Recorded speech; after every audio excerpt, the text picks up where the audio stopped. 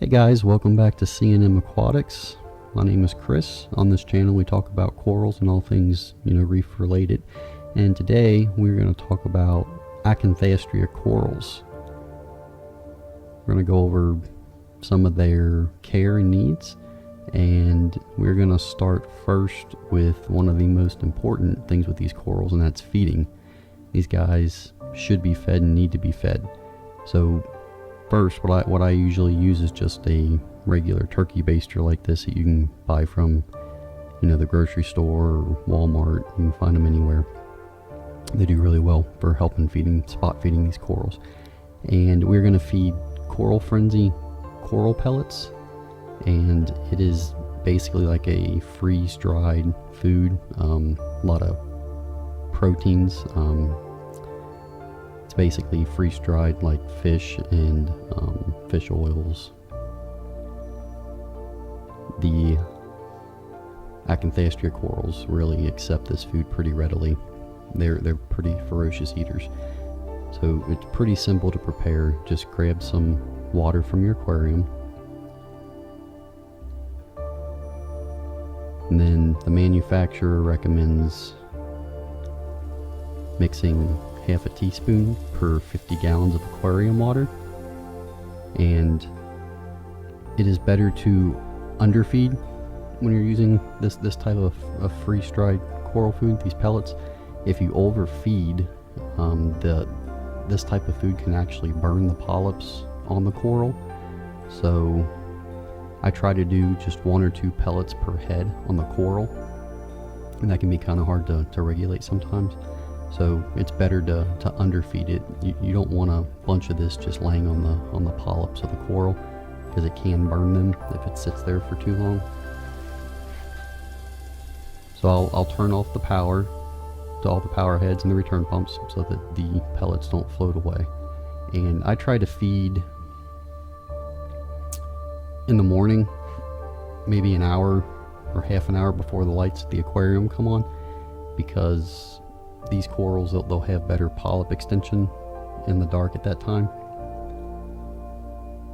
And these corals are actually, if you feed them during the day with the lights on, over time they will become acclimated to that, and they'll have their polyps out. If you regularly feed these guys, they'll have their polyps out pretty much all day long, lights on or lights off. But I have found that feeding them just before the aquarium lights come on, they have their tentacles extended already, and they're more readily able to grab the food. And I'll let them sit with the flow off to the tank after I feed them for 15 to 20 minutes, just to make sure that they pull the food in and it gives them a chance to kind of digest it. And if you have a lot of fish in your aquarium, fish are known for picking at corals and trying to steal food from the corals if it sits on top of them. So just keep an eye out for that. I don't have too many fish in there, in these guys. So one thing with Acanthastrea, they went through a name change a few years ago. So this guy is actually called a micromussa lordhowensis now. What that means for the aquarist, it doesn't mean much. The care requirements are very similar, whether you're, it's called an Acanthastrea, or now it's a micromussa lordhowensis, even a blastomussa. They are very different. They are different corals as far as taxonomy goes, but they all have similar care requirements. So I wouldn't get too hung up on the names. They're gonna use pretty much, they like to eat, and the same lighting parameters and the same flow rates. They're all gonna do pretty well. As far as lighting goes, Acanthastrea, they do well, I would say, on the lower end of the lighting scale. 25 to 50 PAR. I keep them up to around 100 PAR, and they seem to do well. I have noticed in the lower lighting that they seem to be a little happier. They're a little more inflated. They have better tentacle extension, and those are 2 signs of health. So if in doubt, it's better to keep them on the lower end, anywhere from 50 to 80 par, even as low as 25. They do pretty well. Just take it slow and see how the coral reacts in your system. And a lot of people keep these corals down lower in the sand, like on the sand bed or lower on the rocks, and that's acceptable. As long as your flow rate is good, they do well in low. I keep them mainly in the medium flow areas. You want just enough flow to keep detritus from settling on the coral's polyps. So as long as you're not blasting them and they stay closed up all the time, and you have enough flow that keeps, you know, all the crud and detritus from settling on them, then they should be pretty good. And the lower flow will also give them a better opportunity to grab onto pieces of food in the aquarium from the water column. And you can see the tentacles on this guy. They even fish food flakes, if they can get a hold of them, they'll grab them and pull them in and eat them. These corals, they come in a variety of different colors, and I think that's one reason why they're pretty popular in the reefing community.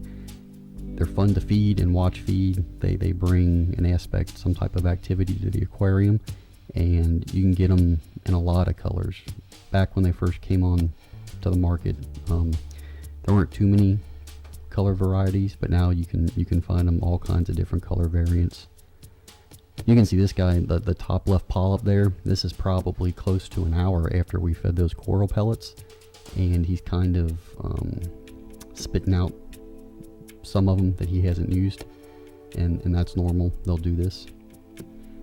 In this species, this is an Acanthastrea echinata. Acanthastrea echinata.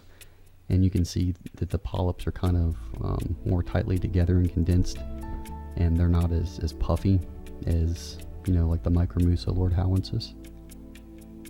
This guy's an example. He got overexposed, so he was in an aquarium with too much light.